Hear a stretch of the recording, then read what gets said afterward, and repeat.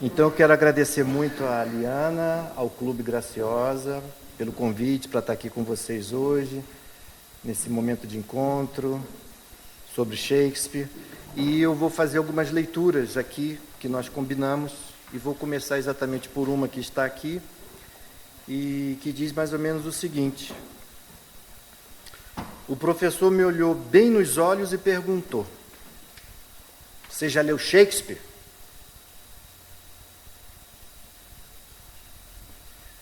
Achei melhor não mentir. Se eu mentisse, ele ia perceber em 2 frases: não, senhor, nunca li. Fiquei meio humilhado. Nem sei porquê, afinal, nada demais nunca ter lido Shakespeare. A maioria da humanidade não leu. Por um instante, vi meu pai na minha frente. Então eu li Rei Lear. A peça funcionou para mim como o buraco de uma fechadura interior. Um buraco por onde eu olhei e vi 1000 coisas antes escondidas. Ninguém me deu, como Shakespeare, tamanho soco de humanidade.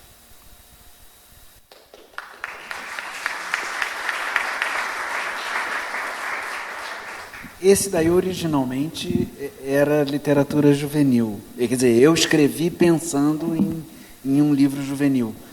E aí, logo durante a produção do livro, me lembro que a editora mandou o livro para revisão, e o revisor era um senhor de 70 e poucos anos, que um dia ligou para a editora chorando, e dizendo: nossa, adorei esse livro, que coisa emocionante. E aí meu editor veio falar comigo: Rodrigo, esse seu livro juvenil atraiu um público estranho para ele. Meio velhinho. Você tem certeza que esse livro é juvenil? E isso continuou acontecendo ao longo de toda a produção do livro. E, realmente, depois de publicado, o livro ganhou públicos de todas as idades, mas, originalmente, era para ser um livro juvenil. Então, o nosso papo hoje vai ser bem informal, e eu até quero, depois que você abrir para perguntas, porque a ideia, né, por que ler Shakespeare hoje, inclusive a pergunta tão direta, me foi dada pela Ângela Duarte, ela que me deu a sugestão, porque realmente, enfim, às vezes Shakespeare assusta um pouco, como assustou esse jovem no Fazedor de Velhos. Especialmente o Rei Lear assusta mais ainda, mas o Rei Lear assusta até hoje, né?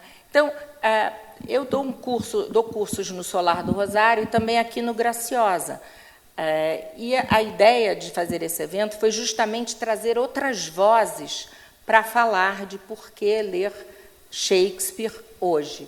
E eu vou começar passando a bola e fazendo essa pergunta para Fernanda Medeiros. Por que, Fernanda? A gente combinou uma coisa assim, informal, tá? Bem no ritmo da conversa mesmo.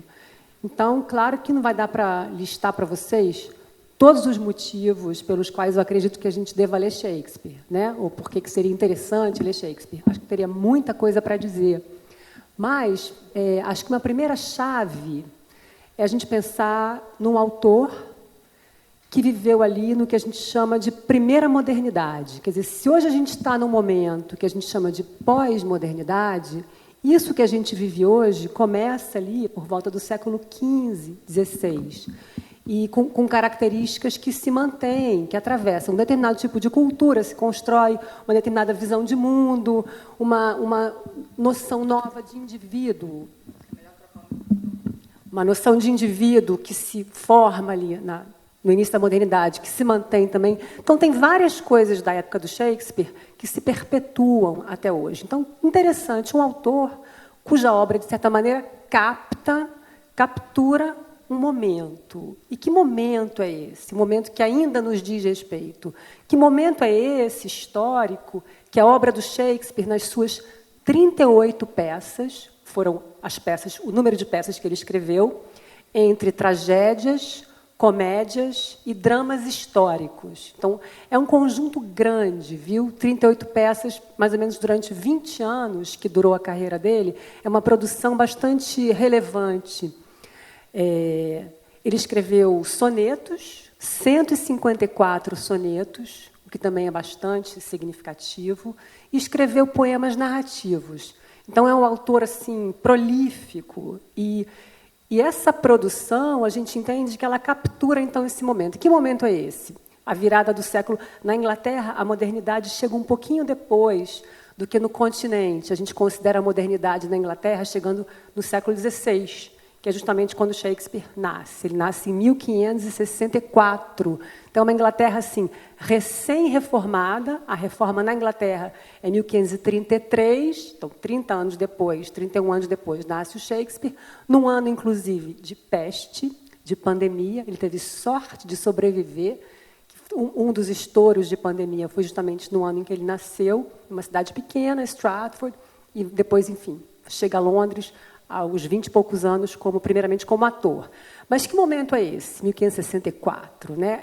Esse mundo, não só na Inglaterra, como na Europa, está impactado por transformações gigantescas. É um mundo que acabou de saber que há outros povos vivendo no planeta quando eles achavam que existia basicamente a Europa. Então, a notícia da vida no continente americano é muito recente. Isso é um impacto enorme, porque isso gera, por exemplo, perguntas assombrosas acerca de quem são essas pessoas, né? São monstros? Quem são esses nativos? Tem todo tipo de uma literatura de viagem que leva informações muito loucas ali para os europeus, né? Como se a gente hoje tivesse a notícia de que há vida em Marte ou em Vênus. Então, o impacto de que o mundo não era aquilo que eles achavam que era é muito recente. É um mundo recém-reformado. A reforma protestante, que acontece em 1516, na Inglaterra, 20 anos depois, mas o mundo europeu, que tinha uma certa unidade ali garantida pelo cristianismo, pela igreja cristã, porque havia um sacro império romano-germânico, uma espécie de mercado comum europeu que unia os estados, esse mundo é cindido. Ou seja, aquilo que unia, que amalgamava os estados, não existe mais. Isso é um outro enorme impacto na concepção de mundo, na concepção de quem é o outro, que não mais é o seu aliado, mas é o seu inimigo, o seu vizinho, sabe?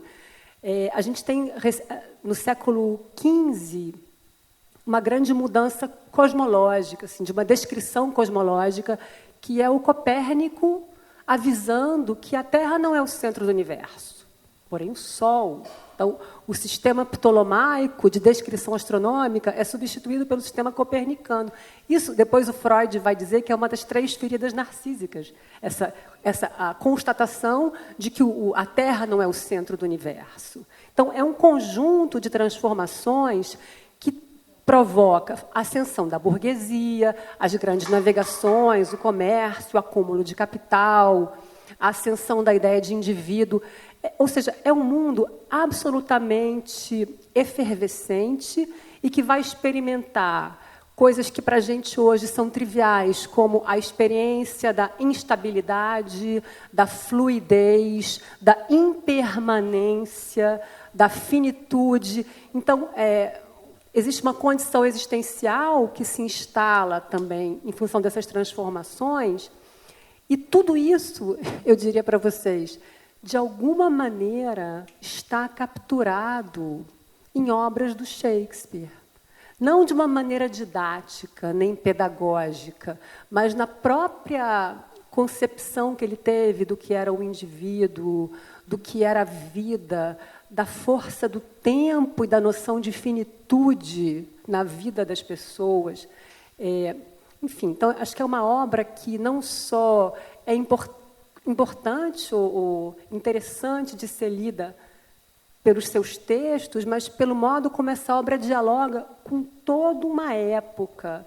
E uma época que nos diz respeito, porque, afinal de contas, eu acho que essas experiências de instabilidade, impermanência, incertezas ou, ao mesmo tempo, maravilhamentos com as capacidades humanas, tudo isso ainda dialoga com a gente, não é?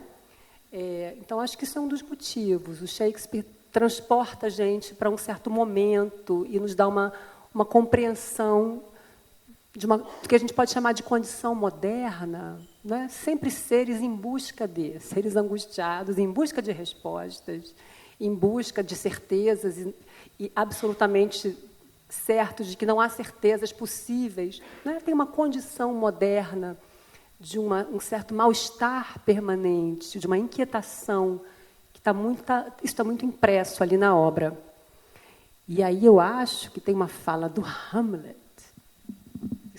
Isso foi ensaiado, hein, gente? Essa passagem foi ensaiada, não foi improviso. O Walter vai ler para a gente um pequeno trecho de uma fala do Hamlet, que a gente acha que dialoga com essa condição.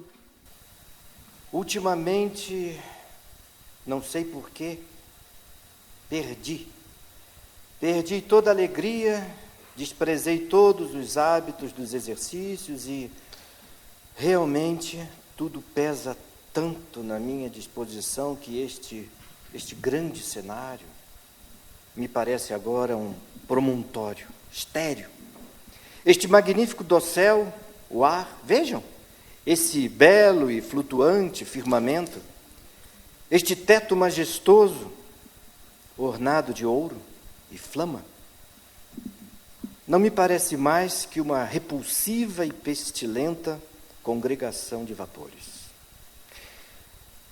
Que obra de arte é o homem, como é nobre na razão, como é infinito em faculdades e na forma e no movimento, como é expressivo e admirável.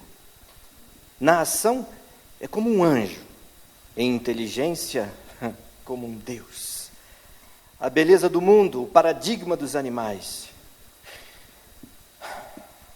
E, no entanto, para mim, o que é essa quintessência do pó?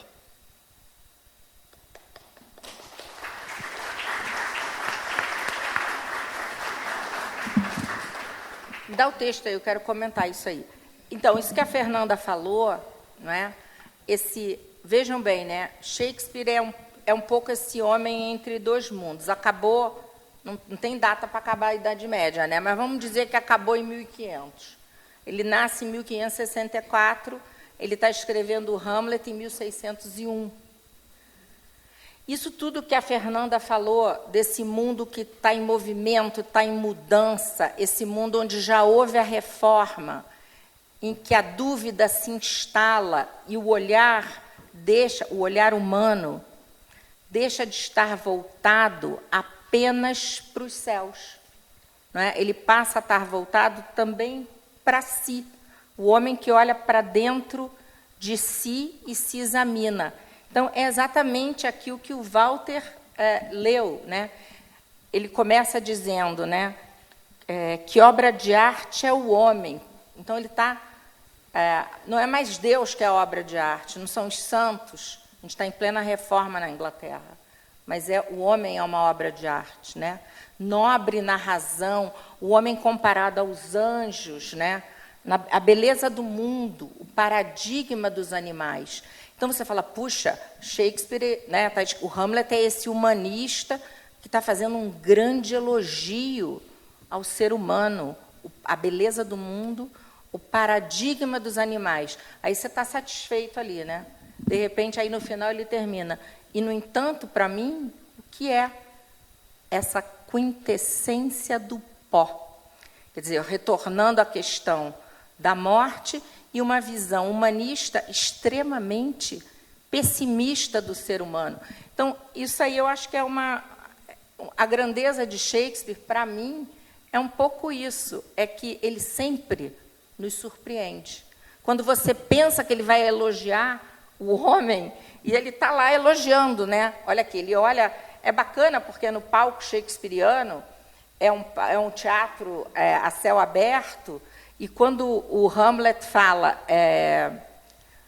esse grande cenário, a terra, esse magnífico dossel, o ar, ele está olhando as estrelas, ou o céu, sei lá, ali, né? E tem dois céus, quem é meu aluno sempre fala isso, tem um céu que é o telhadinho do teatro pintado, e tem o céu mesmo, que é o teatro ao ar livre.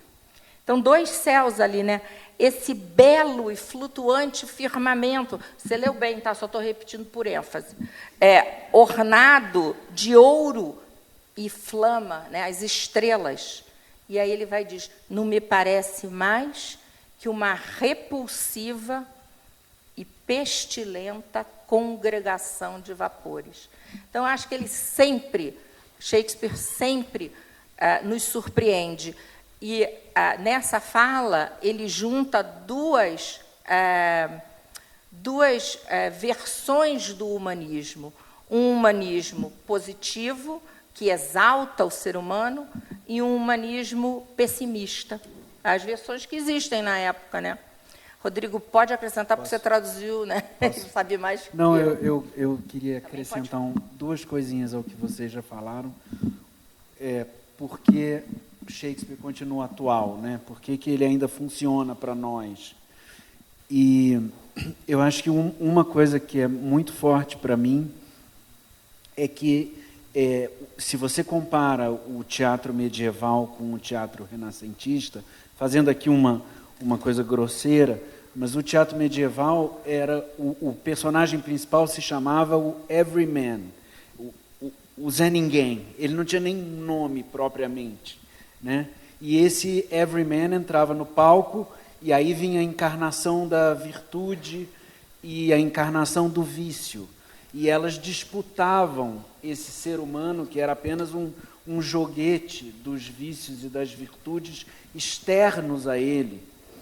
E o que eu acho que acontece no Renascimento é que todos esses vetores contraditórios, a ganância e a generosidade, a maldade, a bondade, e todos esses vetores os dramaturgos jogam para dentro dos seus personagens, que então se tornam contraditórios e que sentem tensões contraditórias dentro de si. Alguns mais, como Hamlet, que é um personagem, enfim, em crise consigo mesmo, boa parte da peça, outros menos, como os vilões arrematados, vilões que parecem que não têm uma gota de culpa, mas, de qualquer modo, há sempre um duelo do indivíduo com ele, consigo mesmo, para canalizar as suas forças de algum jeito e ser dono do próprio destino.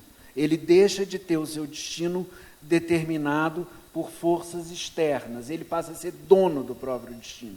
Isso eu acho que é muito importante. E, ao perceber que dentro dele mesmo ele tem vetores contraditórios, ele passa a saber que a mesma coisa se dá com as outras pessoas à volta dele.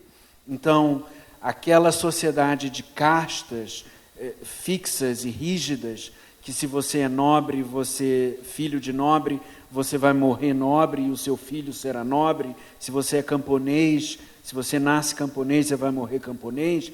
O mundo do Renascimento também bagunça isso, porque o comércio, o desenvolvimento do comércio, cria uma mobilidade social que essas imagens sociais construídas e rígidas já não valem mais.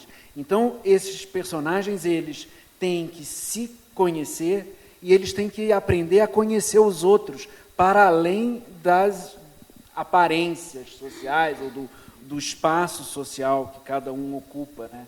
Isso eu acho muito importante. E a outra coisa que eu gostaria de acrescentar, quer dizer, ainda terminando esse primeiro ponto, nesse sentido, o Shakespeare ele é meio pré-freudiano, assim, porque ele antecipa essa ideia de camadas que a gente não controla de nós mesmos. Ainda não tinha o conceito de inconsciente, mas, em alguma medida, ele antecipa isso. Por isso é que esses personagens são tão vivos ainda, né? E segunda coisa é que eu acho que, uma vez, eu perguntei para a Bárbara Eleodora, se a gente fala tanto que Shakespeare é um gênio, por quê? Por que ele é gênio? Como é que você definiria isso? E ela falou, ele é um gênio porque sempre que ele quer tratar de um tema, por mais abstrato que seja, pode ser uma questão da ciência política da época, pode ser uma questão filosófica e tal, mas ele consegue encontrar a situação concreta entre personagens perfeita para expressar exatamente o tema abstrato que ele está querendo tratar. Então, um exemplo, o Romeu e Julieta. Se você pensar à primeira vista, é uma história de amor. Só que não é uma história de amor, ou seja, ou melhor, é também, mas, sobretudo, é uma história sobre a guerra civil. É uma questão política que está em jogo. Ao final do período medieval, as grandes famílias feudais, com o desenvolvimento urbano que o comércio provoca, vão morar na mesma cidade.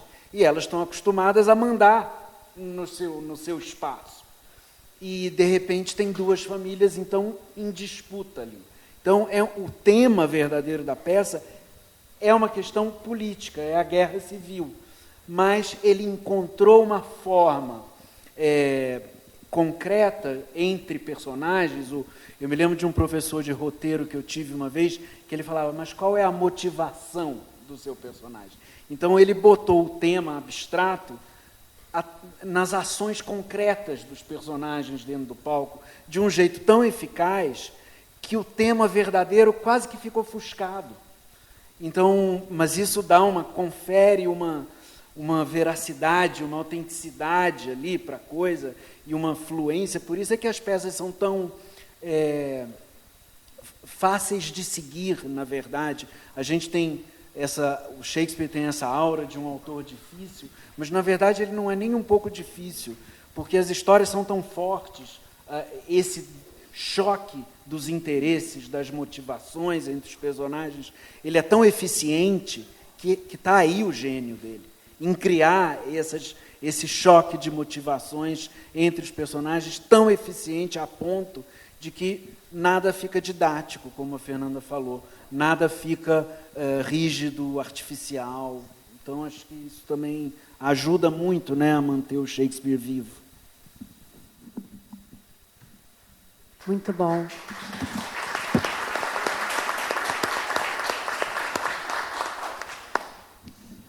Seguindo, então, né? Por que ler Shakespeare hoje? Por que ler ou por que assistir a filmes ou por que assistir a montagens, né? Por que trazer um pouquinho Shakespeare para perto?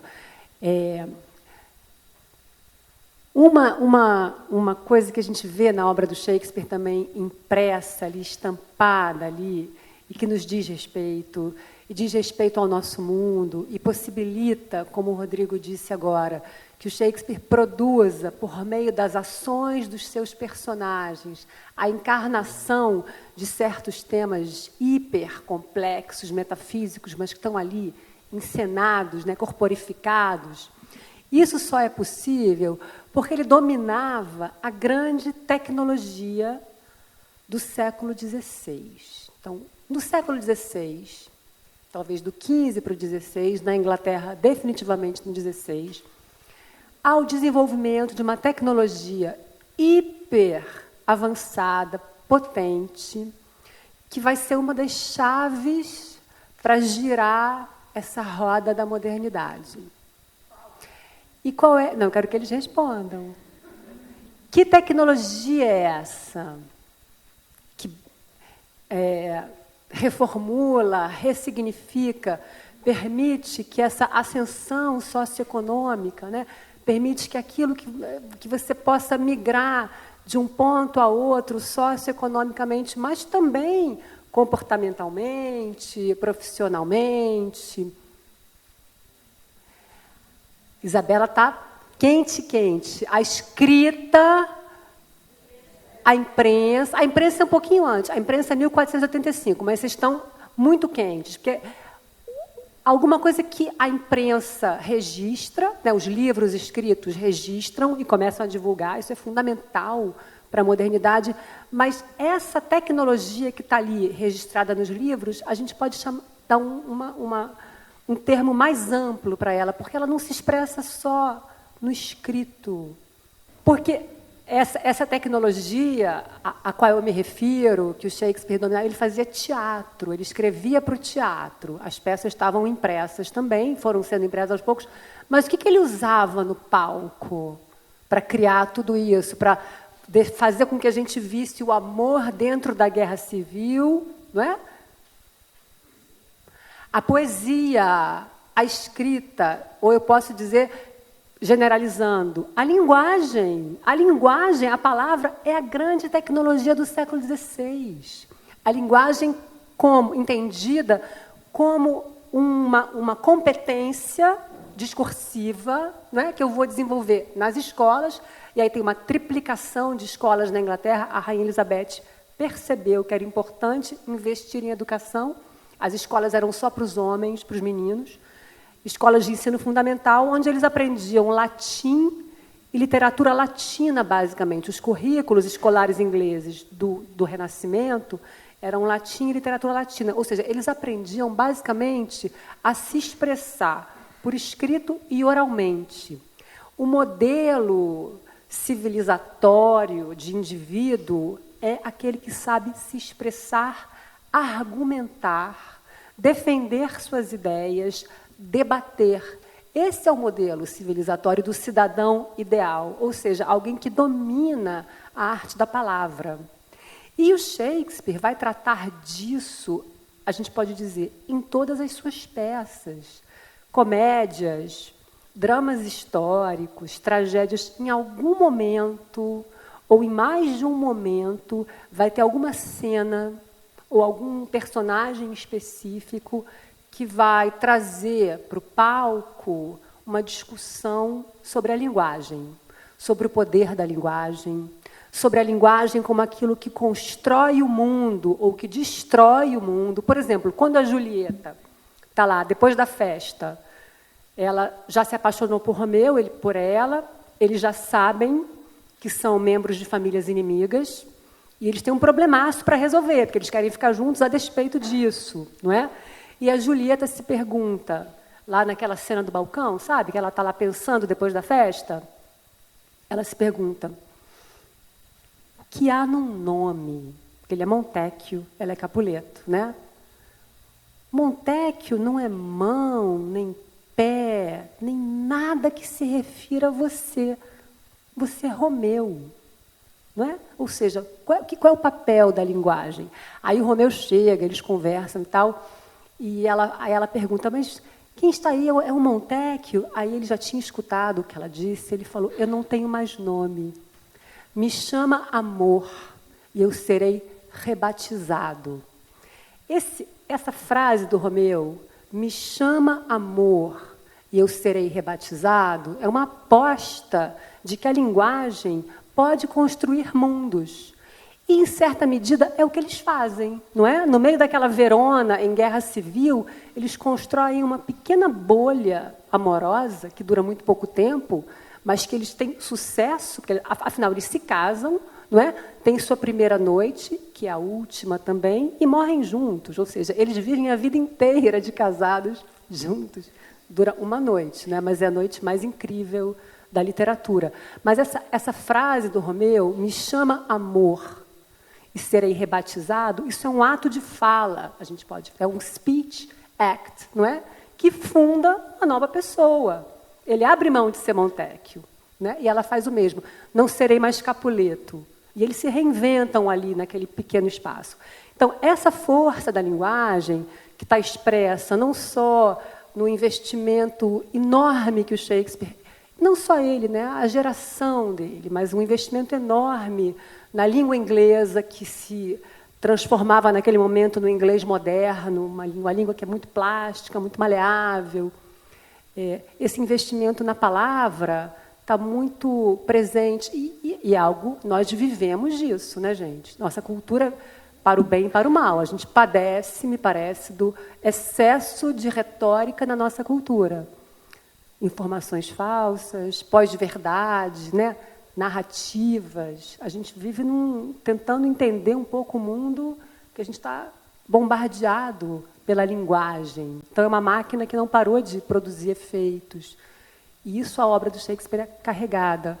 E aí o Walter também trouxe uma coisa aqui, uma cena. Não é, Liana? Uma cena que a gente entende que é uma...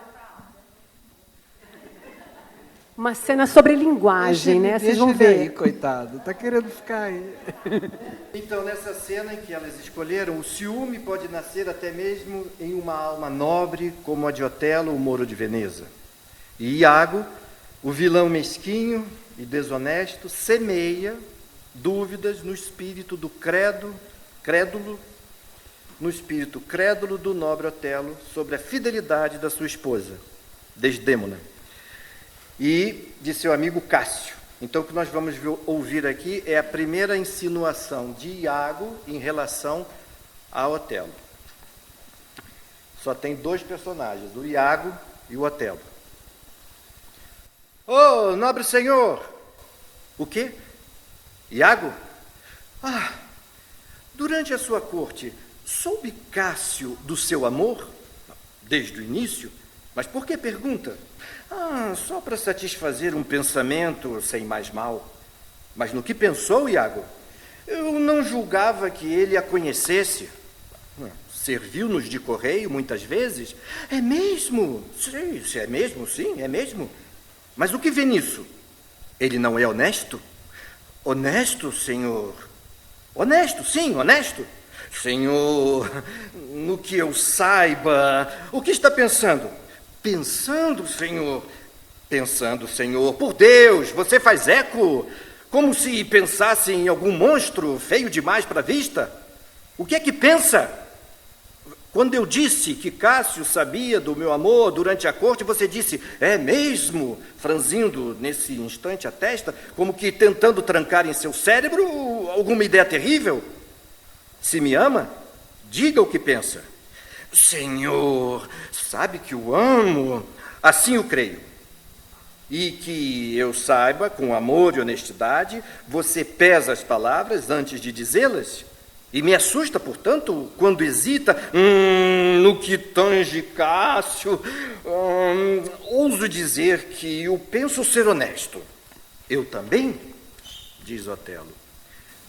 Todos devem parecer o que são, ou então não parecê-lo. Por certo, devem ser o que parecem.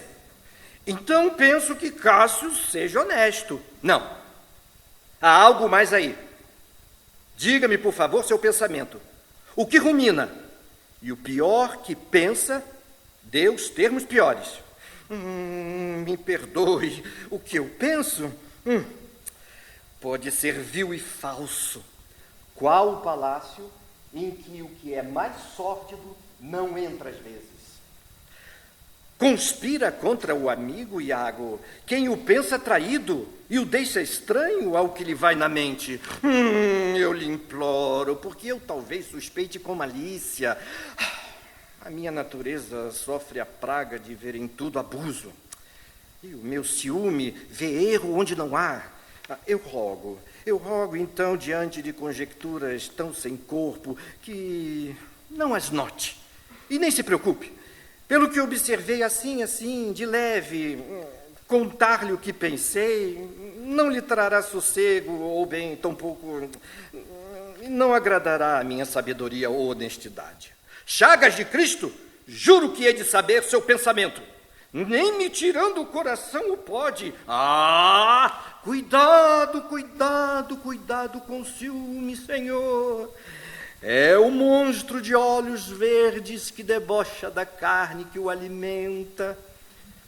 Vive o corno feliz, se não amar quem peca. Mas como pesa a cada hora aquele que ama, duvida, suspeita e mais ama. Mas por que diz isso? Julgas que eu viveria ciumento? A esperar cada fase da lua com novas suspeitas? Não, se duvido, resolvo logo. Não me dá ciúmes ouvir que é bela e cortês minha esposa, que fala bem, que toca, dança e canta.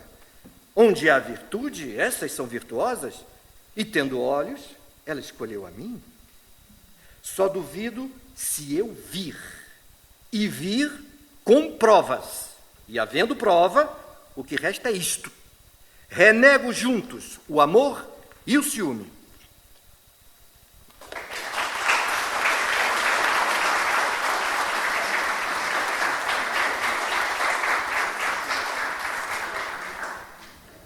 Deixa eu pegar esse microfone aqui.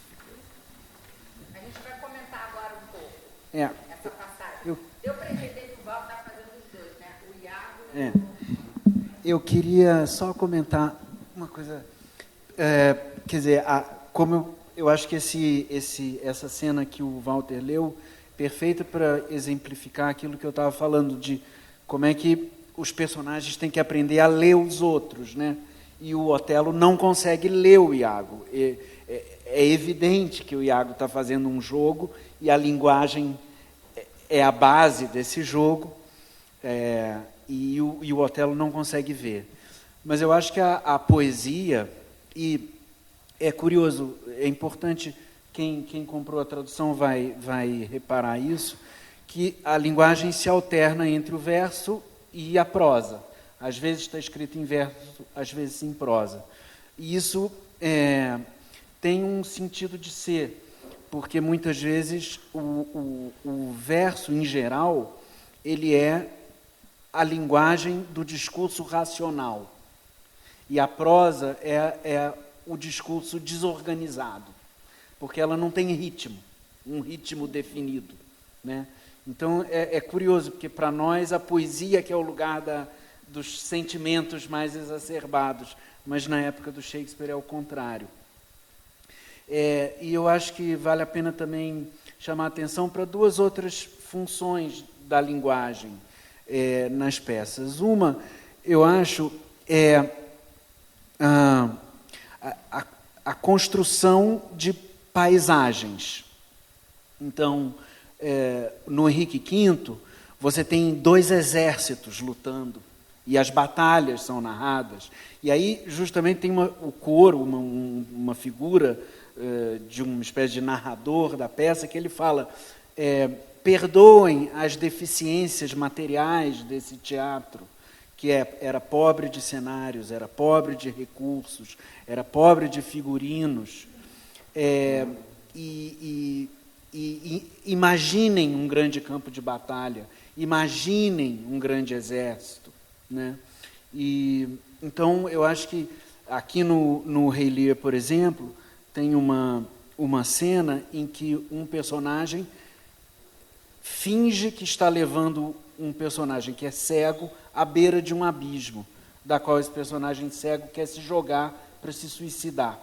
E é com a poesia que ele constrói para o cego a ilusão de que ele está na frente de um abismo.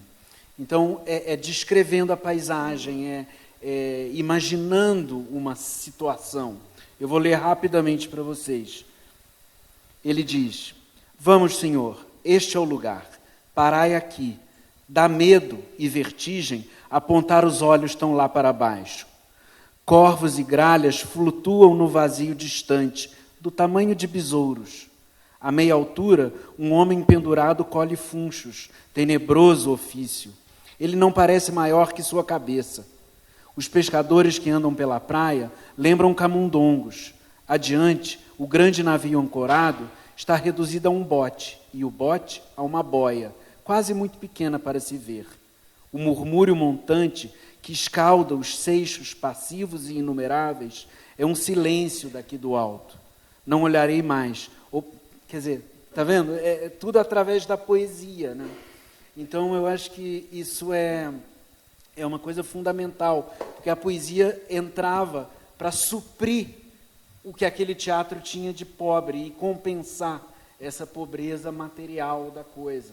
Eu acho que isso é muito importante.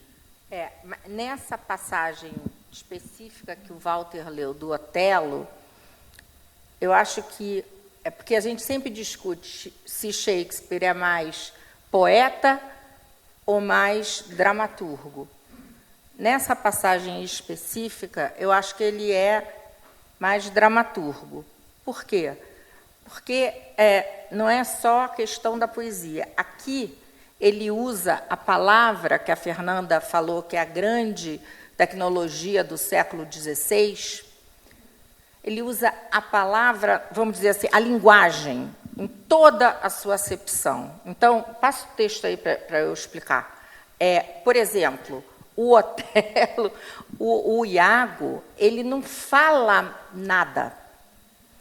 ele só hesita, sugere, repete. Então, quando o Otelo diz claramente, porque assim, ó, nobre senhor, reticências. O que, Iago? Né? Durante sua corte, sob casca, mandar você ler de novo, do seu amor, desde o início. Mas por que? Vamos ler junto? Vamos ler junto, que fica legal? Eu sou o...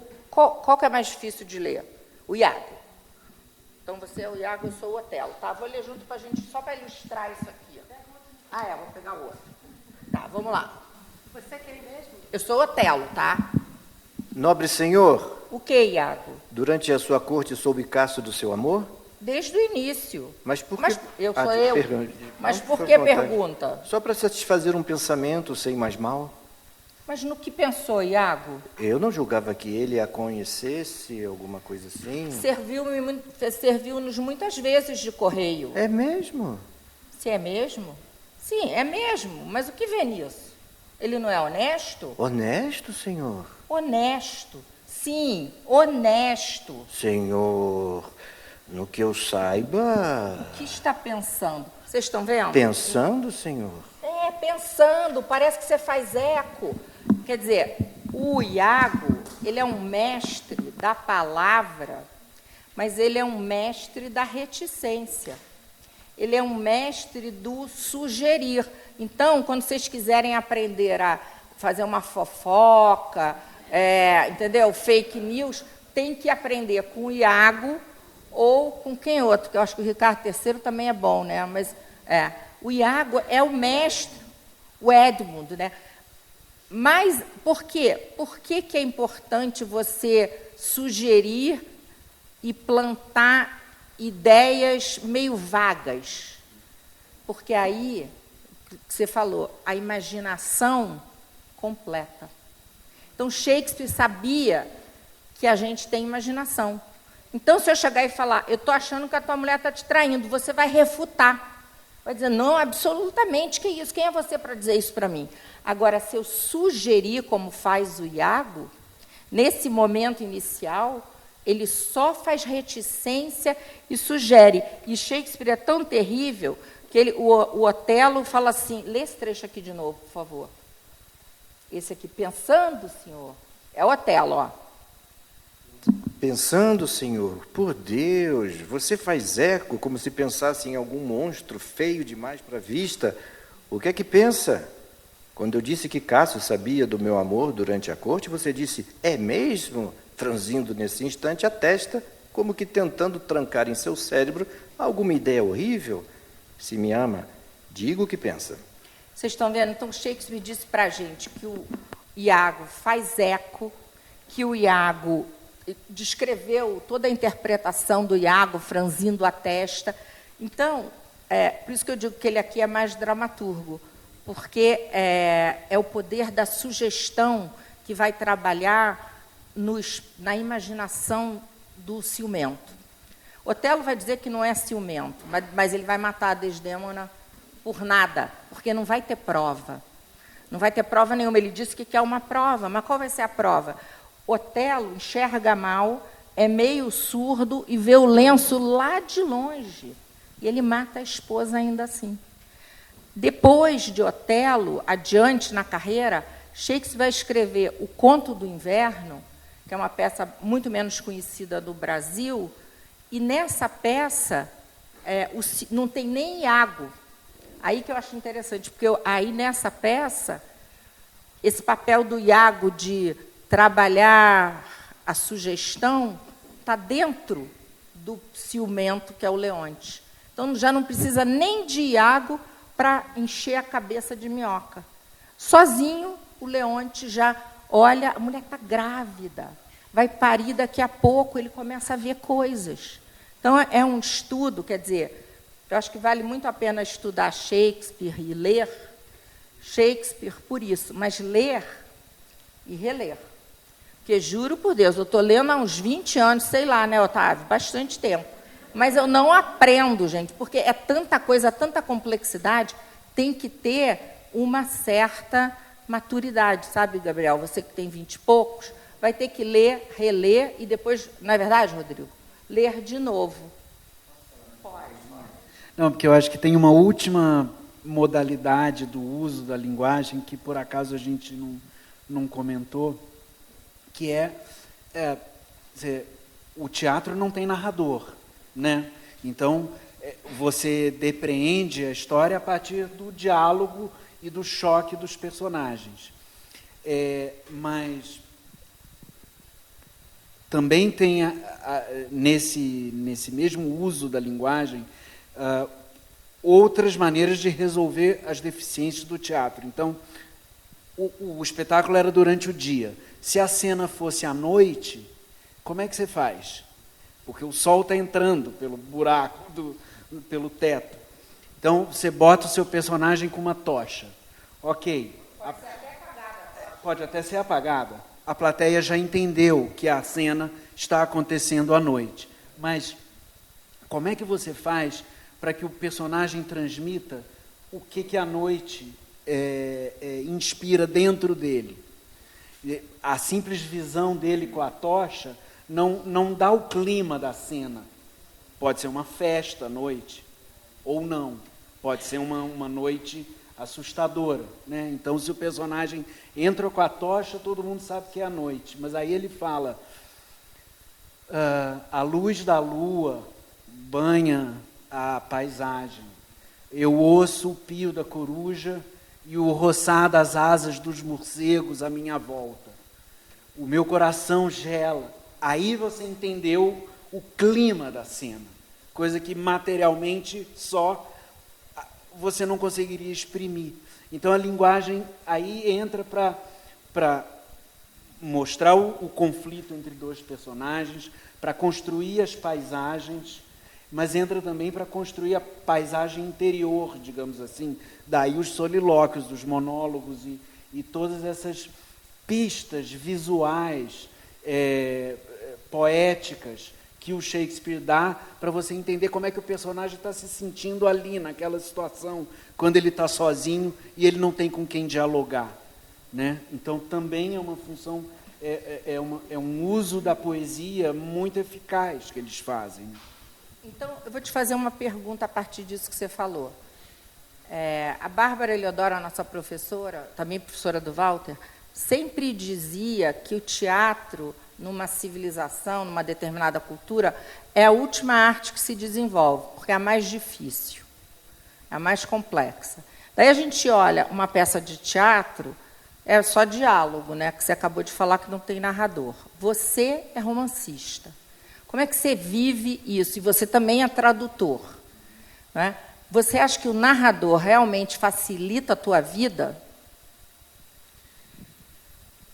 Eu acho que facilita, não sei se da pessoa que está escrevendo tanto, mas ele facilita muito a vida do leitor, a vida de quem está fruindo o negócio. Porque o narrador, pelo menos o narrador realista, clássico, assim, ele é o cara que pega o leitor pela mão e fala, vou te contar uma história, vem comigo, olha esse personagem aqui, olha o que acontece ali. E o teatro não tem esse guia. Por isso é que eu, como editor, posso dizer, as pessoas dizem que poesia vende mal no Brasil. Teatro vende muito pior.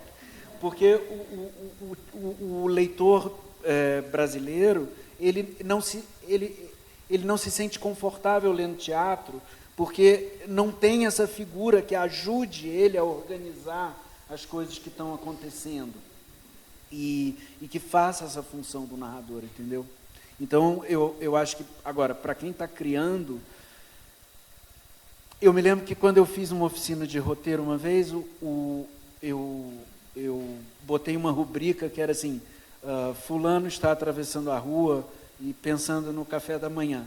Aí o professor de roteiro falou assim, que expressão exatamente você gostaria que seu ator fizesse para que o público entendesse que ele está pensando no café da manhã?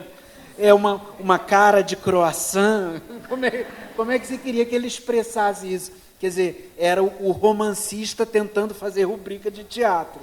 Né? Eu não tinha entendido ainda que o teatro não pode usar esse recurso, só com um solilóquio. Aí eu posso dizer, estou pensando no meu café da manhã. Então, vamos aproveitar agora e passar para o Walter como um praticante do teatro, para você comentar isso aí. Você dá aula na universidade de teatro e de outras coisas, mas você, ator, diretor, você acha que realmente é mais difícil? Eu acho, tá? Mas eu só estou te dando uma dica, eu acho. Mas é mais difícil ler teatro? Eu acho muito difícil ler teatro. Sim, ler teatro com os estudantes é difícil, exatamente pelo que o Rodrigo acabou de comentar. A ausência do narrador, a ideia de que você tem personagens. Então, é difícil a leitura, mas a gente tenta. E a gente, ao tentar, vai descobrindo que não é tão difícil assim, porque passa a ser uma leitura compartilhada. Uma leitura que é necessário compartilhar, que é necessário socializar. O teatro, a atividade teatral é uma atividade coletiva. É uma prática social coletiva no imaginário coletivo. Quer dizer, o leitor sozinho na sua casa, na sua cadeira confortável, ele pode fazer toda essa viagem que o Rodrigo está mencionando ali, acompanhado do narrador, vai tirando as suas conclusões, fecha o livro a hora que quer. Na hora que a gente está lendo uma cena, está lendo um pequeno ato, a gente vai até o fim, a gente tem que ir até o fim para poder entender o que está acontecendo, e são diversas vozes, várias pessoas, ouvindo essas vozes e tentando entender o que esse narrador que não aparece, que é o autor, digamos assim, o que ele está narrando em alguma medida, só que pela ação da palavra, da linguagem, como a Fernanda mencionou, dessa produção dizer no teatro é fazer. Então, a palavra no teatro é muito importante. Então, aí a gente vai tentando, exercitando, para poder ouvir esse texto de um modo diferente, que não vai ser o modo de uma narrativa, de um romance. Impossível. E aí eu penso que uma outra motivação para ler o Shakespeare é justamente, com base no que Rodrigo, Liana e Walter disseram, esse convite a ler junto, né? Então, sei lá, fazer um grupo de estudo com a Liana e pegar uma cena, aí você é o Iago, você é o Otelo, você é o Cássio. Vamos ler? E aí isso já, né, não é à toa que a palavra play, em inglês, é a palavra para atuar e para brincar. É uma brincadeira, tem um prazer de ser outra pessoa por um determinado tempo. E, a partir dessa leitura coletiva, a gente vai construindo juntos, né? Tem uma recepção da leitura da peça teatral que é diferente da leitura do romance mesmo. E a gente pode brincar mais com isso também, né? Nas salas de aula, nos grupos de estudo. Não, porque eu estava aqui pensando no que todos nós estamos falando, mas o teatro tem esse negócio assim, uma mesma fala pode ser lida de 20 maneiras diferentes. Então, você não tem também o narrador dizendo, e então fulano de tal gritou com raiva. Você não tem essa dica, né? Então, a mesma fala ela pode ser dita com raiva, com medo, com susto.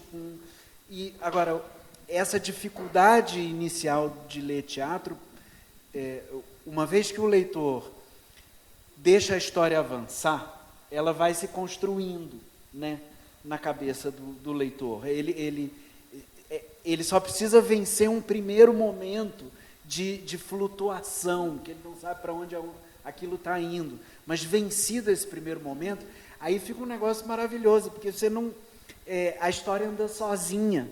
A ausência do narrador aí deixa de ser um defeito, passa a ser uma coisa, uma experiência muito mais livre, de certo modo, do que a da narração realista do romance. Porque aí, como cada frase pode ser dita de várias maneiras, você pode ler aquilo de várias maneiras também. Mas todas elas funcionam, porque a história vai andando e vai acontecendo a revelia de uma figura, de um narrador, ditador, que vai organizando tudo que todo mundo tem que sentir, né? Eu vou pedir para você continuar com o microfone e introduzir brevemente a próxima cena que a gente separou para o Walter ler, que é a cena inicial do Rei Lear. É isso, Fernanda? Então, você introduz aquela cena inicial. Ele vai ter que ler 4 personagens. Vou ajudar ele. Não sei se ele quer. É a primeira cena da peça. na nossa opinião, né? A primeira cena é a cena onde o rei Lear está fazendo a divisão do reino pelas 3 filhas. É um ritual de corte, a corte está toda reunida, todos os nobres, príncipes estrangeiros estão ali assistindo, e ele montou um ritual para formalizar a divisão do reino, e esse ritual pressupõe que cada filha fará uma declaração de amor a ele e, em troca, recebe um pedaço do reino. E o ritual, como todos esses cerimoniais, está tudo combinado já como é que tem que ser, até que uma das filhas desobedece.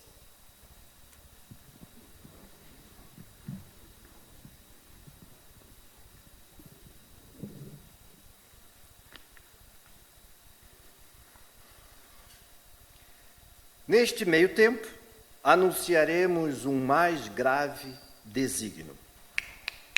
Trazei daí o mapa.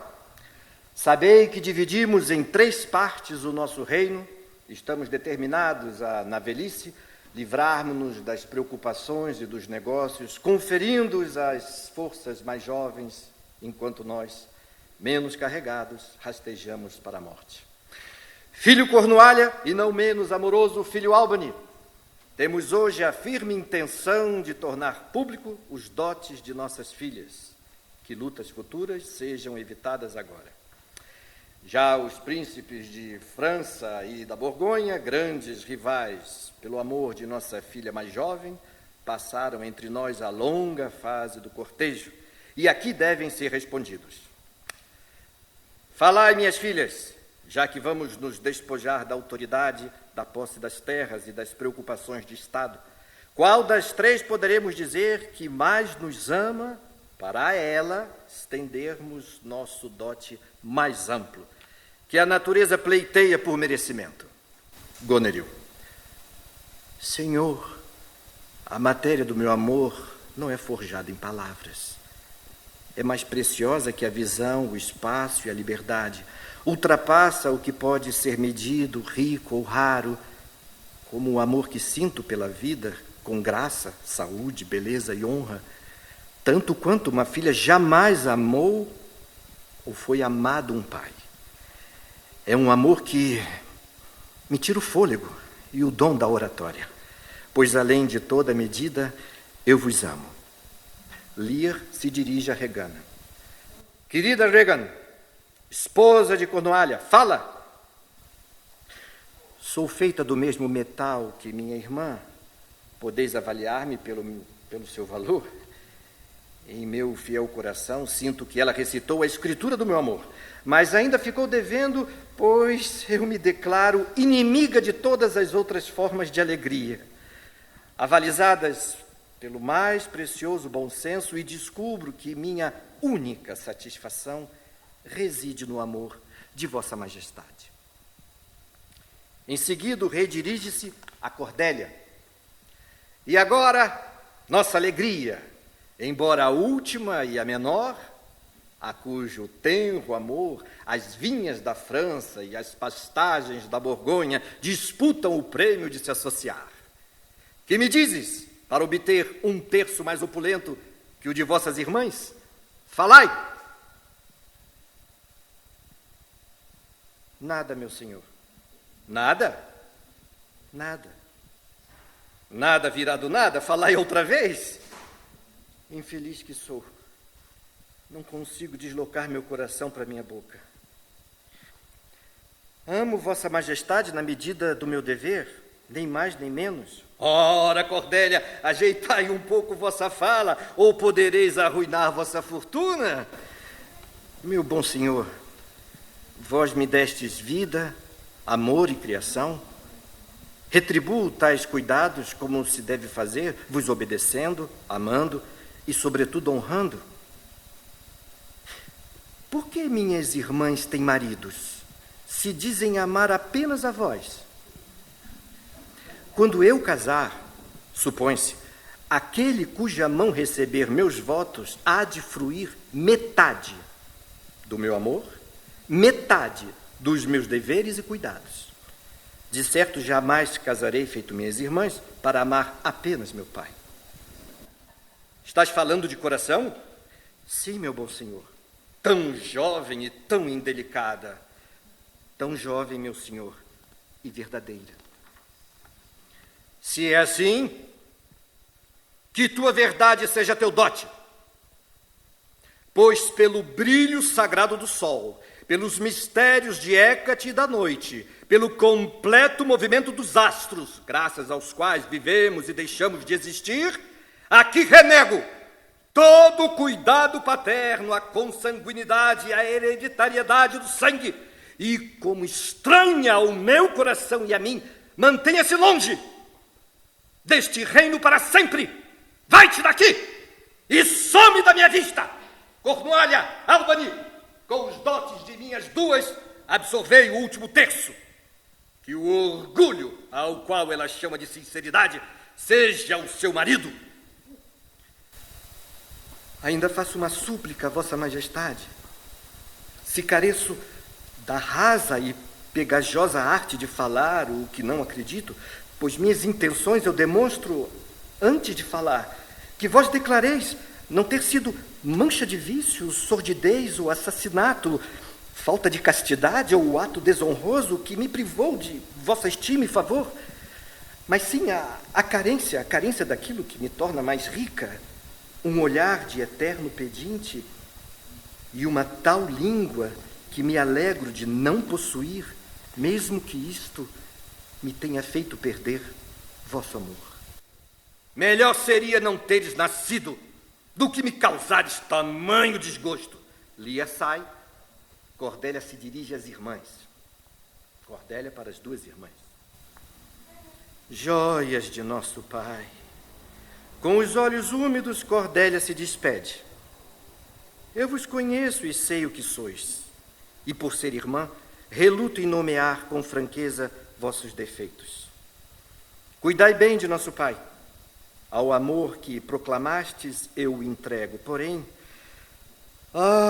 se de sua graça eu ainda gozasse, em lugar melhor desejaria que ficasse. Assim, adeus a ambas.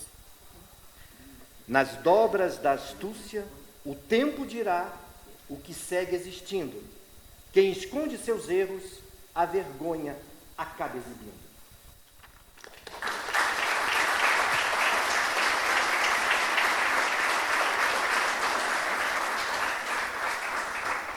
O Lear tem 80 anos. Walter tem 58. Mas você já está podendo fazer o Lear, que eu estou sentindo. Queria falar uma coisa. Essas duas filhas mais velhas, daqui a pouquinho, falaram que amavam o pai mais que tudo, parará, parará.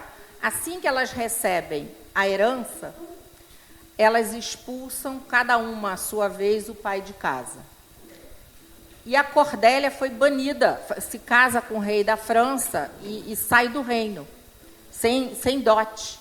E é ela que vem do exterior da França resgatar o pai, que você pode contar o resto, né? Que acaba enlouquecido de dor por ter enxergado, julgado tão mal as filhas que ele tinha. As filhas tão próximas a ele, e ele não conseguiu distinguir quem era quem.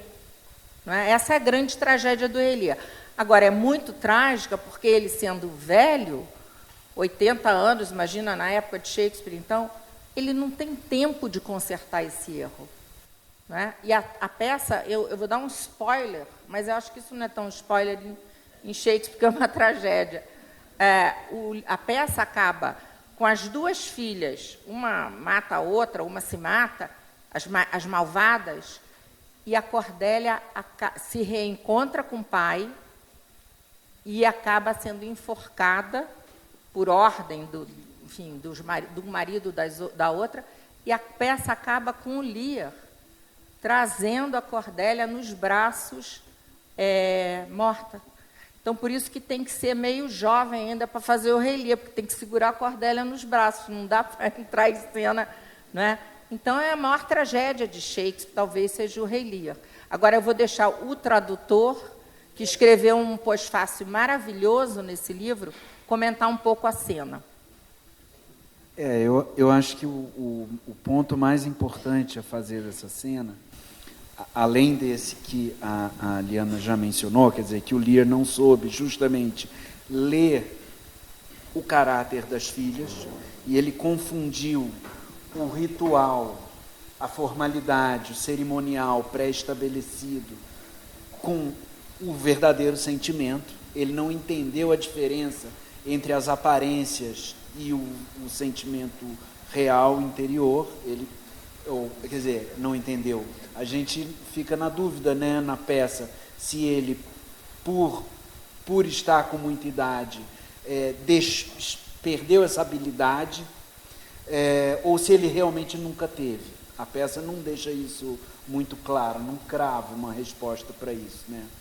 Mas o que eu acho interessante, além disso, de mencionar, o Rei Lear mostra justamente esse momento de dois mundos.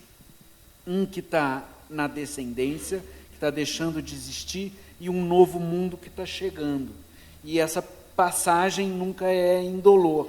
E esse choque de valores é o que a Fernanda comentou logo no início da nossa conversa aqui hoje.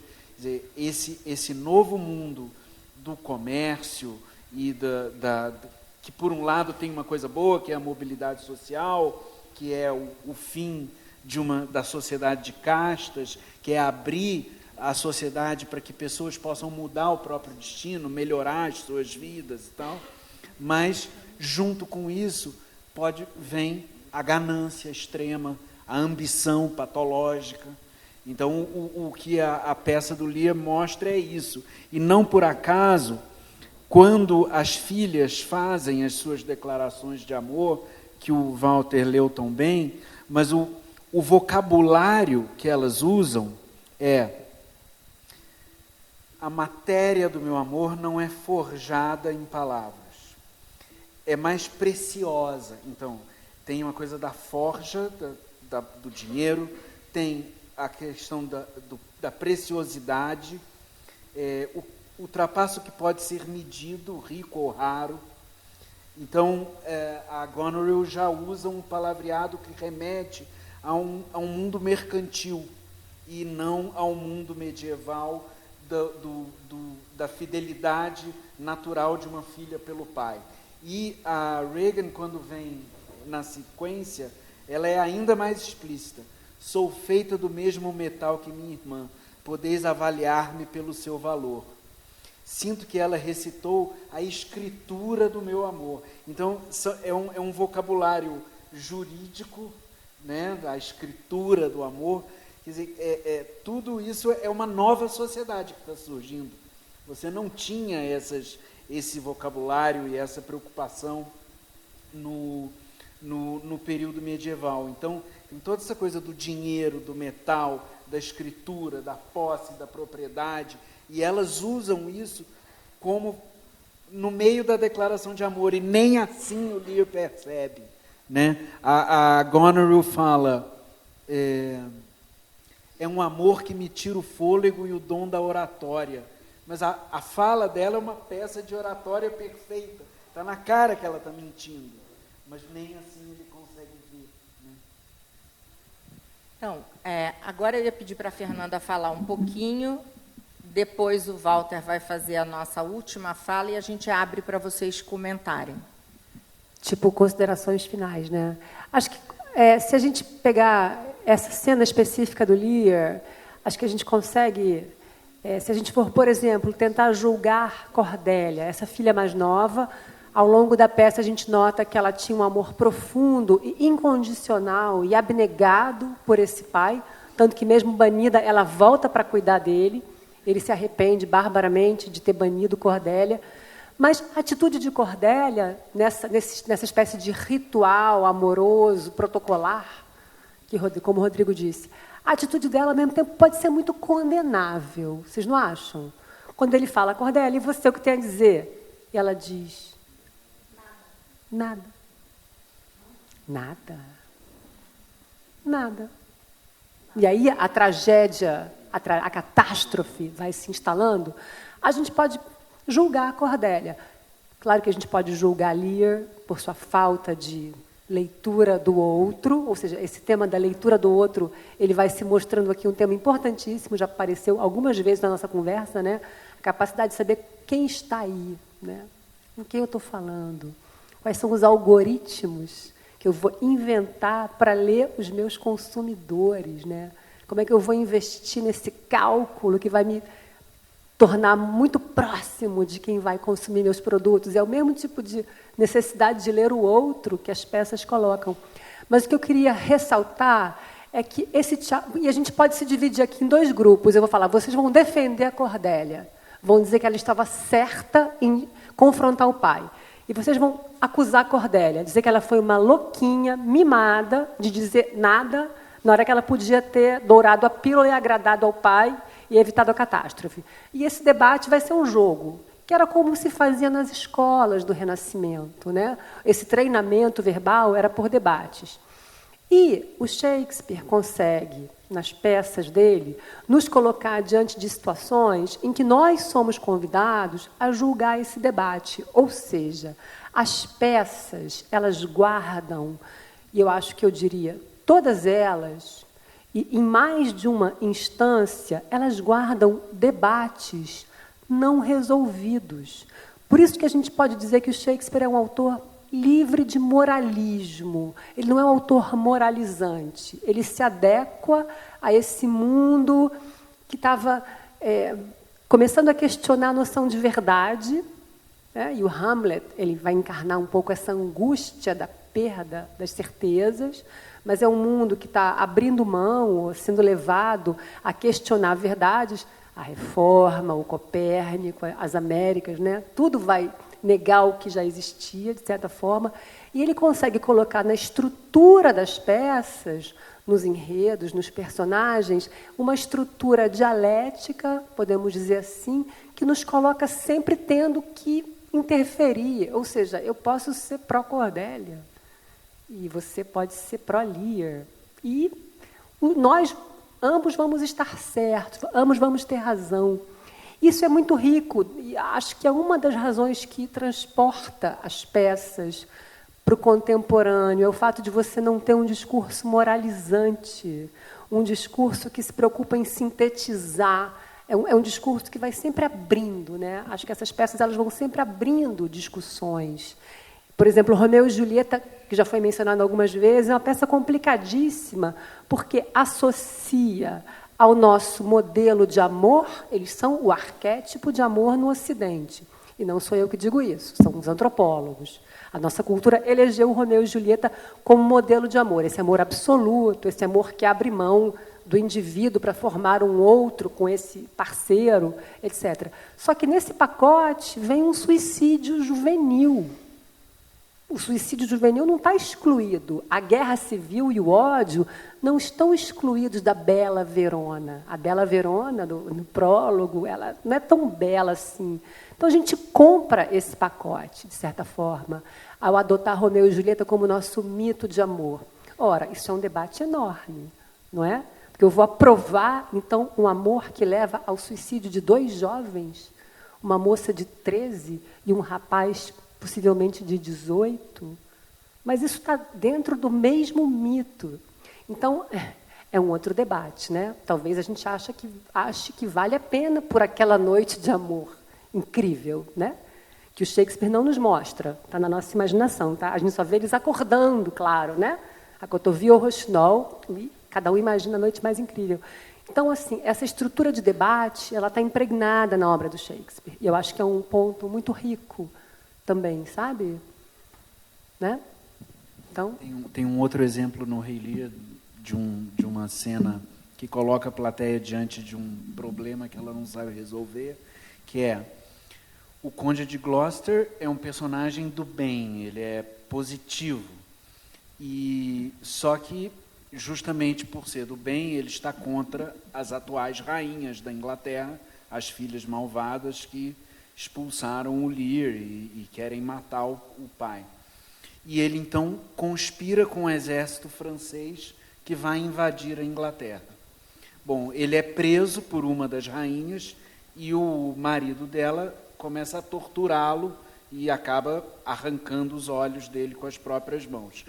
Bom, a plateia elisabetana, ela olhando essa cena, ela pensaria o seguinte: bom, alguém que conspira com um exército estrangeiro para invadir a Inglaterra deve morrer, porque era assim que era além do regicídio, era o outro crime mais grave que um súdito poderia cometer. Só que naquela cena, o culpado por esse crime capital é um personagem bom, que fez isso pelo bem do Lear. E está sendo punido por um homem que nós sabemos, nós da plateia, ser extremamente ganancioso, cruel, e que não está nem aí para a prosperidade coletiva do reino, só quer saber do próprio poder.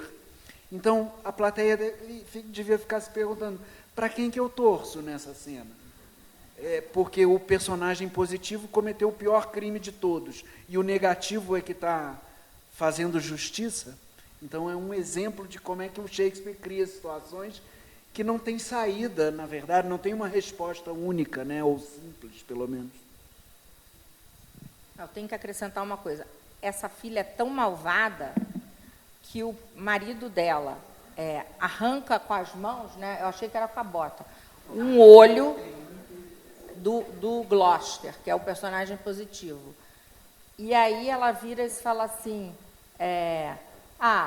tira o outro também, tira a outra geleia também, porque senão um vai rir do outro.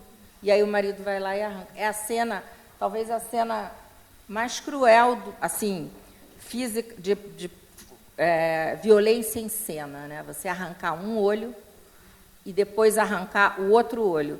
E nessa mesma cena é um empregado. Então, novamente, invertendo a hierarquia social da época, que se insurge contra o malvado que arrancou os 2 olhos e o fere mortalmente. Então, a quem Shakespeare está dizendo, esse é bom, esse é... ele confunde a nossa cabeça, não é? E a gente começa a ver o ser humano em toda a sua complexidade, em toda a sua ambiguidade, nos seus conflitos mesmo, né? Bom é mal e o mal é bom, você é tudo ao mesmo tempo, não é? Então, eu acho que é isso por isso que a gente lê Shakespeare, acho que até hoje, né? Aliás, eu não gosto muito de ler Shakespeare, para falar a verdade. Eu gosto de ler em grupo, ou então assistir uma peça bem feita, uma leitura, ou então ver um filme bem feito. Porque acho que eu tenho esse problema do leitor que está acostumado com o narrador, e ali eu não sei bem, eu não sei, está falando para quem, como, que tom de voz, não tenho uma imaginação ainda teatral. Mas agora eu vou pedir para o... Você quer falar alguma coisa? Ou a gente vai falar depois do Walter. Eu vou pedir para o Walter ler a última passagem que a gente separou, e que é uma passagem da última peça que Shakespeare escreveu sozinho, que é A Tempestade. E nessa passagem, Shakespeare está usando uma grande metáfora, que é a metáfora do mundo como um palco, da época dele mesmo, não é? E dos seres humanos como atores nesse drama humano.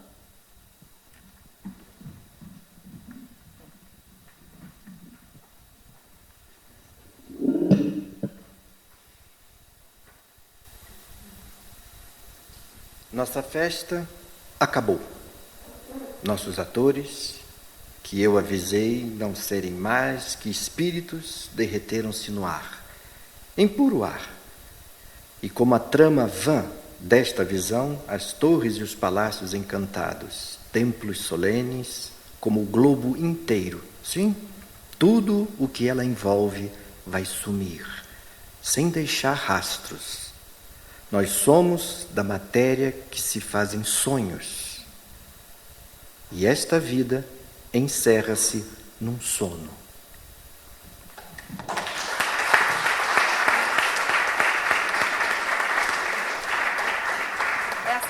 Para quem quiser assistir um filme legal, essa fala é a fala com que o Al Pacino começa o Em Busca de Ricardo III dele. Então, agora a gente abre para a plateia, né? porque a gente tem vários especialistas shakespearianos aqui, podem querer falar alguma coisa. Vai falar, Célia? Ah. Vai fugir?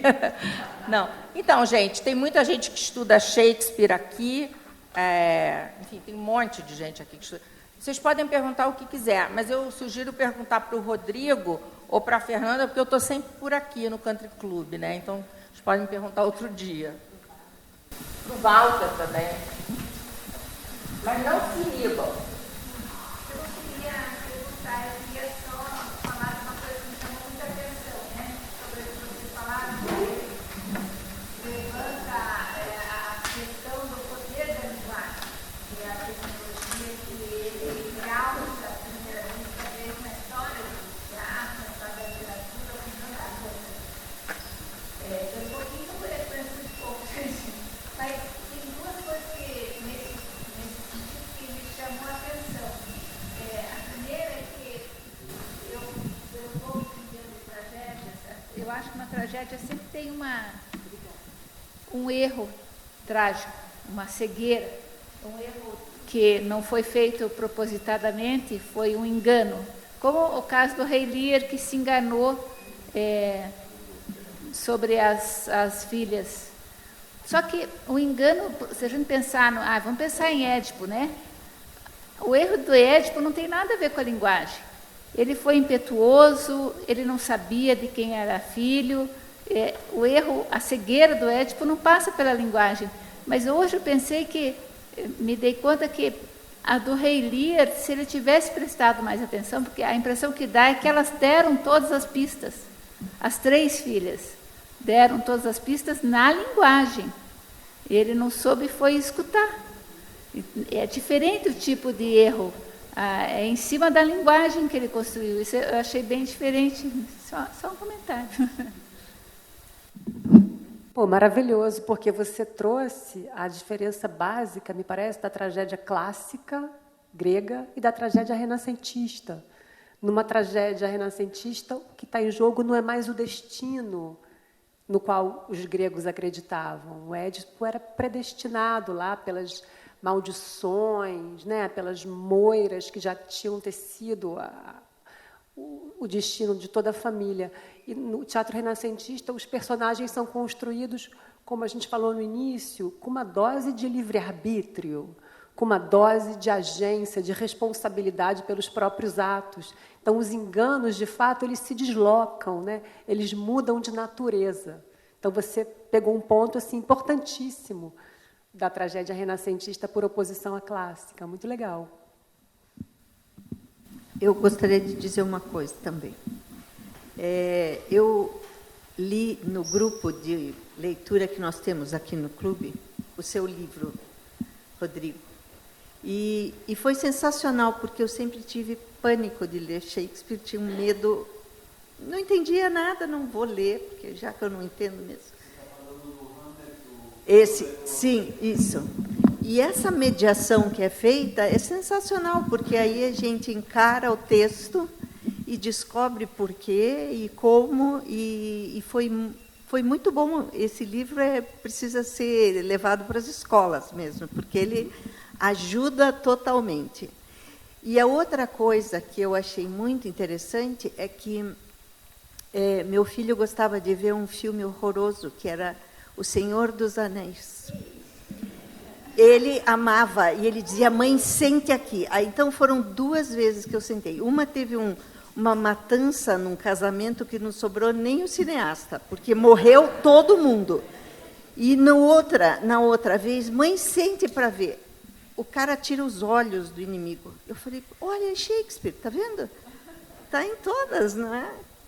E assim a gente deixa de ser tão ignorante. Realmente, eu nunca,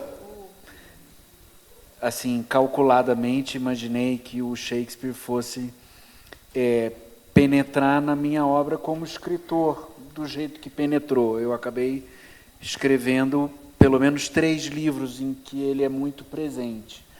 Um é o meu primeiro livro, O Mistério do Leão Rampante, que se baseia na única anedota contemporânea do Shakespeare, na qual ele é citado, E eu usei a estrutura da anedota para compor uma história que se passa na Inglaterra elizabetana. O Shakespeare é personagem e tal. É uma coisa humorística, uma novela curta. E depois veio O Fazedor de Velhos, aí é um livro de ficção que se passa nos dias de hoje, digamos, mas que tem um mestre com um aluno e o mestre pede ao aluno que faça uma pesquisa sobre a natureza humana. E a matéria da pesquisa é o Shakespeare. Então, ele acabou entrando ali naquele livro também meio inadvertidamente. E o Hamlet ou Hamleto, aí é o seguinte, sempre sabendo que eu gostava de Shakespeare, sempre me convidavam para fazer adaptações. Porque você não faz uma adaptação para jovens, para criança? Aí eu falei, mas como assim? Que tipo de adaptação você está imaginando? É só contar a história com as suas palavras. E isso eu nunca tinha vontade de fazer, por um motivo muito simples. O Shakespeare nunca trabalhava com histórias originais, que ele inventasse. Nunca, talvez seja forte, mas em geral não. Romeu e Julieta, a história não é dele, Otelo não é dele, Macbeth não é dele, Hamlet não é dele, Rei Lear não é dele. Todas as histórias já existiam, já eram conhecidas. Em alguma medida, sim. Então, se a história não é dele, e na hora da adaptação eu também não uso a poesia dele, de Shakespeare não vai ter nada ali, entendeu? É só uma picaretagem editorial para vender o livro. Então, eu queria fazer... Aí, um dia eu tive uma ideia para fazer uma adaptação na qual eu colocasse o jovem em contato com o texto propriamente dito, traduzido, obviamente, e eu desse a ele todos os instrumentos necessários para ele não se sentir boiando na história. Então, eu inventei um diálogo entre um diretor de teatro e um ator que vai representar o Hamlet.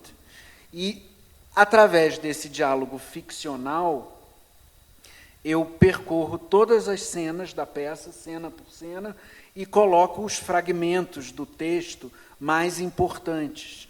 Então, o diretor fala, olha, está vendo? Por que você falou isso aqui? Olha como você falou com a sua mãe. Olha o que seu tio fez. Olha o que o fantasma disse.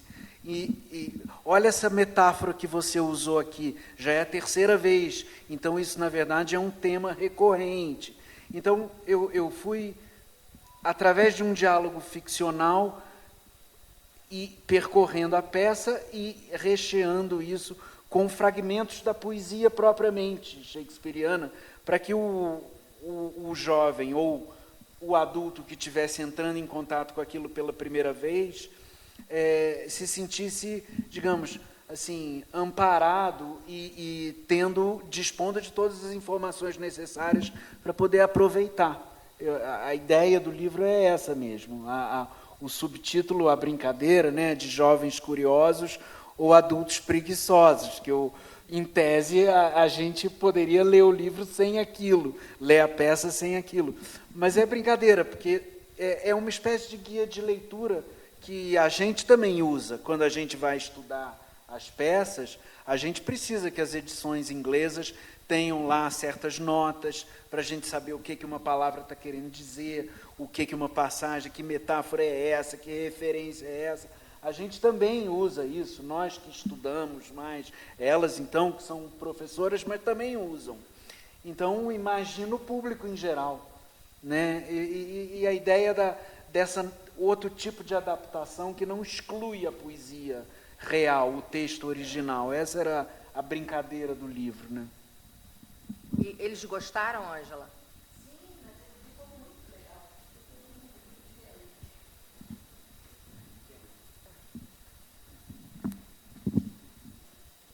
Boa noite. Está funcionando?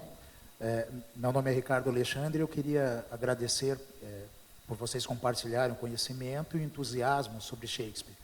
E considerando que vocês conhecem muito, eu fiquei curioso, porque sempre me intrigou o seguinte, há alguns relatos de que o público do teatro elisabetano seria especialmente selvagem, anárquico, bagunceiro.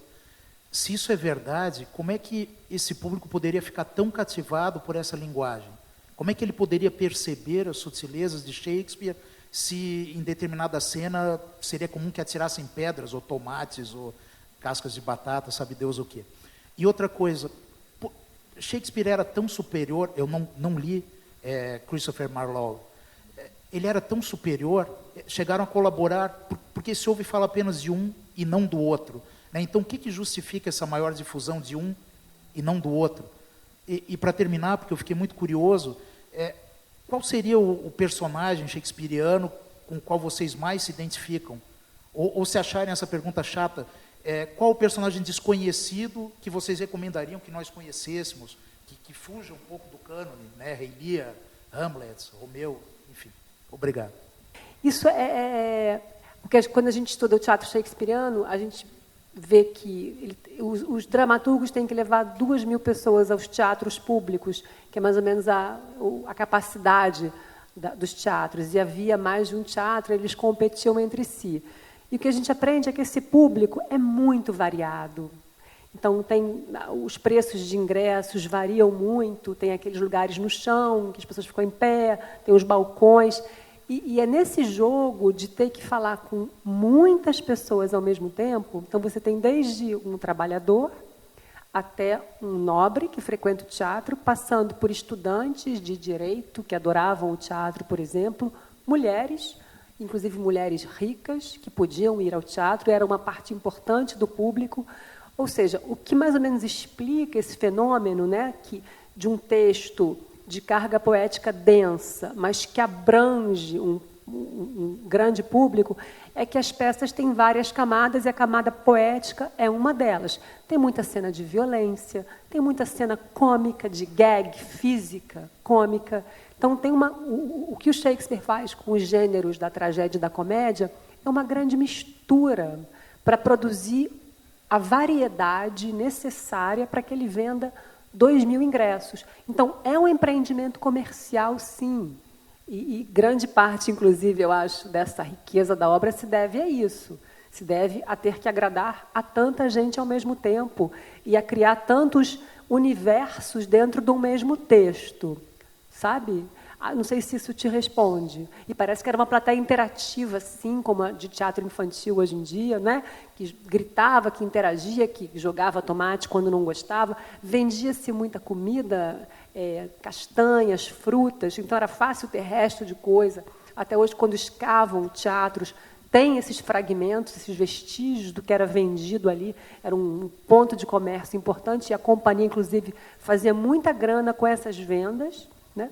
Então, enfim, era um lugar, era um burburinho mesmo, a gente imagina. Mas eu acho, Isabela, que é um grande análogo do teatro elisabetano o que os brasileiros conseguiram fazer com a telenovela, pelo menos com algumas edições de algumas telenovelas que tiveram uma abrangência enorme de público. Exatamente.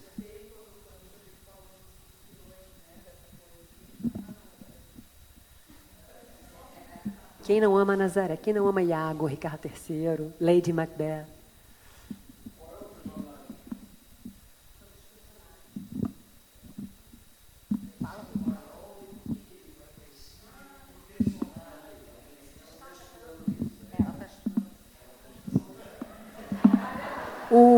Não, porque assim, era uma geração enorme de dramaturgos, de fato. E por que, então, um se destacou tanto?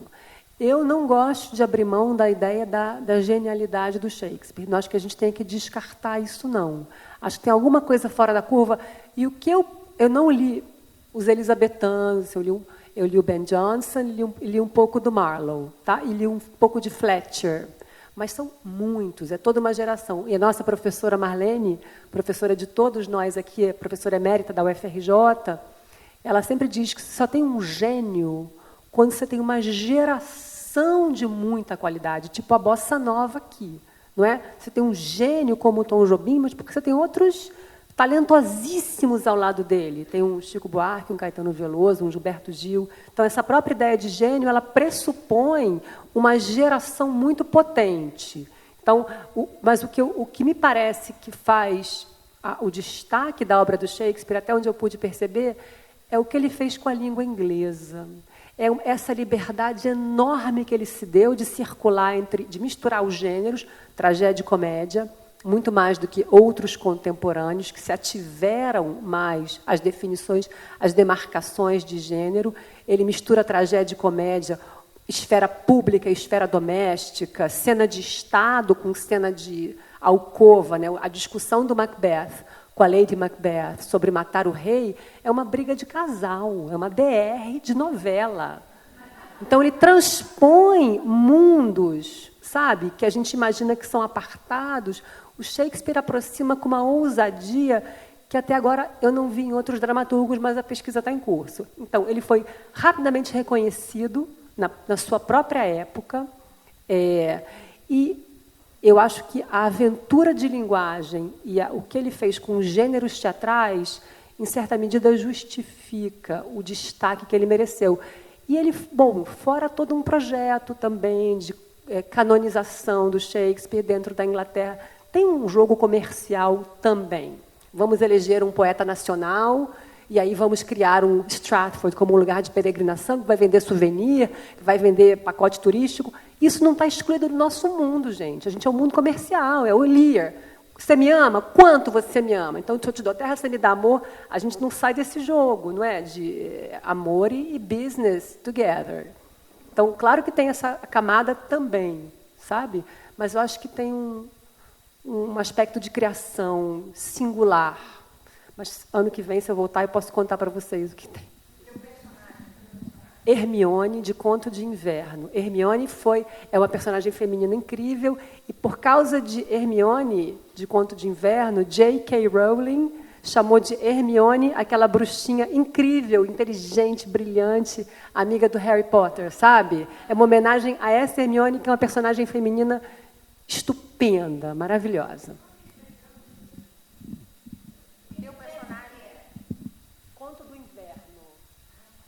Liana mencionou como tem o personagem Leontes, que enlouquece de ciúme, é o marido da Hermione. Gente, eu estava falando para ela, eu não tenho essa eloquência toda porque não tenho a familiaridade que eles têm, assim como vocês, eu não tenho também toda a leitura do Shakespeare e dos outros elisabetanos inteiros todos. Conheço o basicão das principais peças e tudo. Do basicão das principais peças, não sei dizer qual que é o melhor, é tudo muito bom, é tudo muito bom.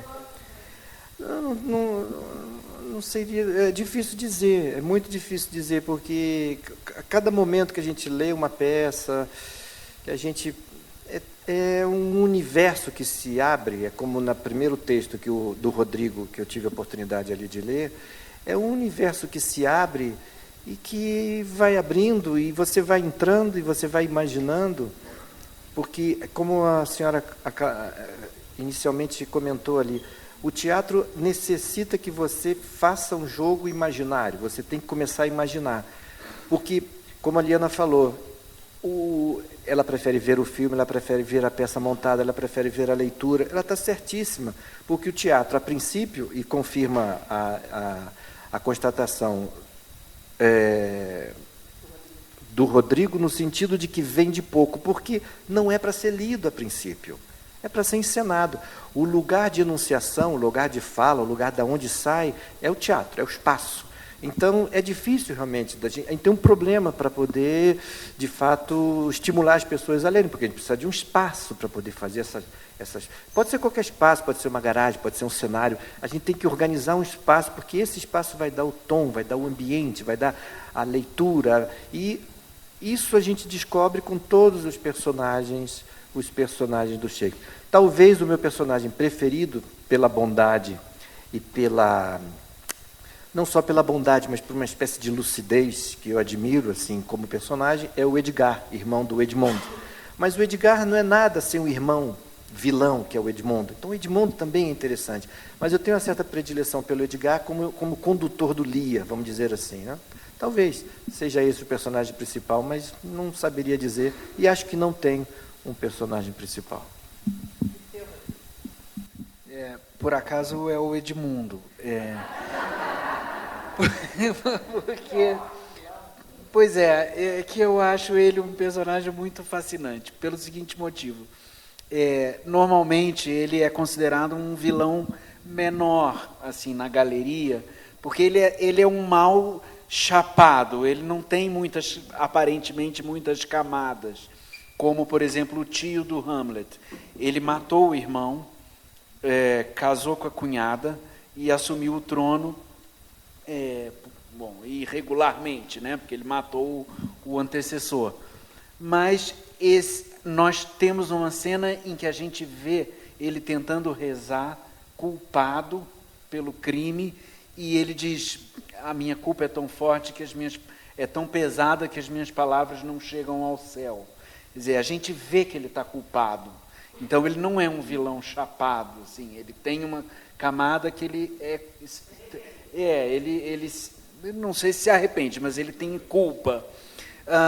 E além disso a gente vê o quanto ele realmente ama aquela mulher. Ele não casou com ela só para virar rei. Pelo menos é a minha leitura da peça. Eu acho que é um amor genuíno dele pela cunhada. Então, ele é considerado um vilão complexo.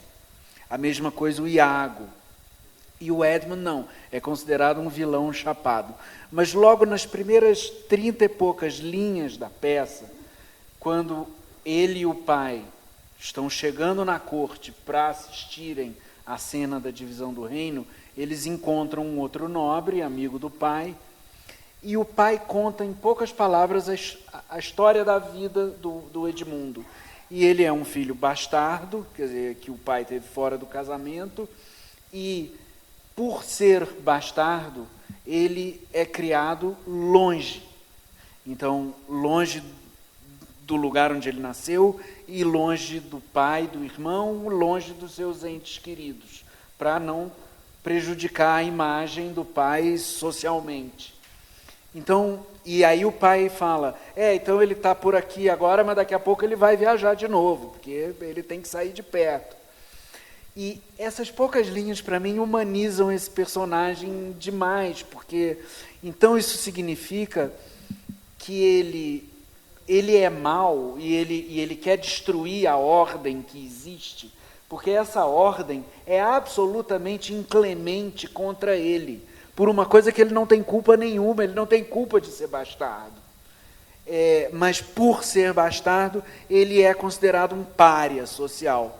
Então ele se volta contra o pai, ele se volta contra aquela ordem social que existia, em alguma medida, assim, tentando fazer justiça. É claro que, como todos os vilões shakespearianos, ele comete um erro fundamental. Ele não consegue pensar no coletivo, ele só pensa em si. Então ele não quer destruir aquela ordem para criar uma ordem mais justa, que beneficie a mais pessoas além dele próprio. Ele só pensa no benefício próprio, e é isso que torna ele um vilão, e é isso que faz com que as ações dele acabem criando um vórtice de destruição à volta dele. Mas, na origem, ele é um vilão que tem uma motivação positiva aos meus olhos. Então, é por isso que eu gosto tanto do Edmundo. Pois é, eu ia escapar. Eu ia perguntar se responderam todas as perguntas que você fez. É o que eu gosto mais ou que eu me identifico?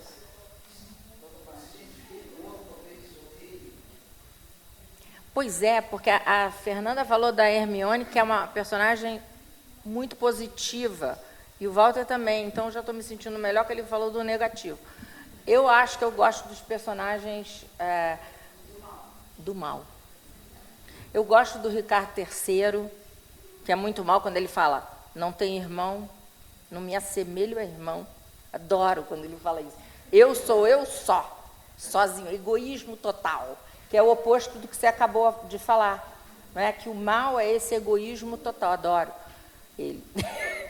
Na vida eu não gosto do mal, tá, gente? Fala.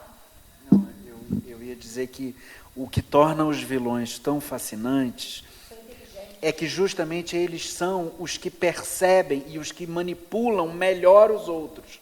Então eles não só se conhecem muito bem, têm objetivos muito definidos, como eles sabem ler os outros muito bem, e eles sabem as fraquezas de todo mundo, e eles exploram isso. Então, de certa forma, o Shakespeare, não vou arriscar dizer que ele era conservador, no sentido de que ele valorizava a ordem que estava sendo desfeita, mas essa ganância extrema do vilão, esse egoísmo extremo e essa capacidade de manipular os outros, ele explorava muito bem ao construir os vilões, né? E isso torna os vilões muito interessantes, sempre, né? Às vezes muito mais do que os personagens bonzinhos, né? Acho que é o Ricardo III e o Macbeth também, né? O Macbeth, que até se conhece e acaba errando também, enfim, não sei porquê, porque a mulher manda ele errar, sei lá.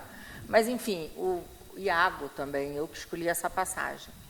Gente, então eu queria agradecer muito Fernanda, Walter e Rodrigo. Fernanda veio do Rio, Rodrigo de São Paulo, Walter daqui mesmo, da universidade. A presença de vocês todos. E dizer que a gente espera em uma outra oportunidade reunir um grupo tão seleto assim. Ah, você quer falar uma coisa? Pode falar. Mas só um agradecimento que é muito legal. Tá? A gente fez esse evento em São Paulo e é muito legal replicar o evento. Falamos coisas totalmente diferentes, mas é muito legal replicar o evento aqui. E agora eu vou passar a palavra para Isabela.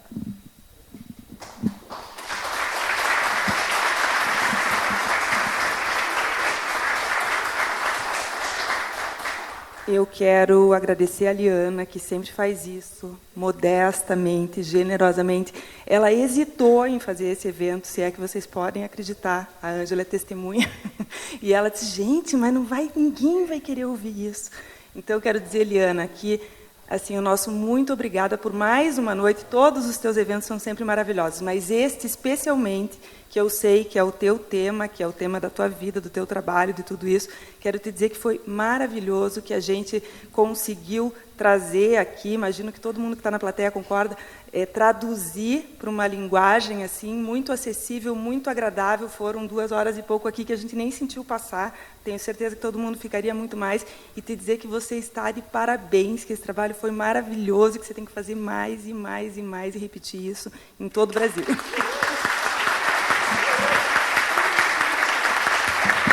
Obrigada.